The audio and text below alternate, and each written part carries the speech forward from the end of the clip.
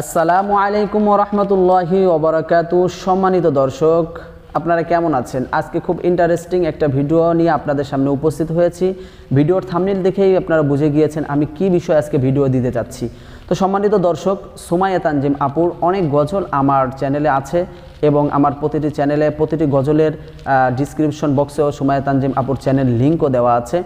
তো সম্মানিত দর্শক, আজকে যে বিষয়টা নিয়ে উপস্থিত হয়েছি সুমাইয়া তানজিম আপুর বিষয়টা। সুমাইয়া তানজিম আপুর বিয়ের আগে তার জীবন সঙ্গীকে নিয়ে যে প্রার্থনামূলক একটি গজল গিয়েছেন, সেই গজলটা আজকে আপনাদেরকে উপহার দেব। সেই গজলটা আজকে আপনাদেরকে শোনাবো।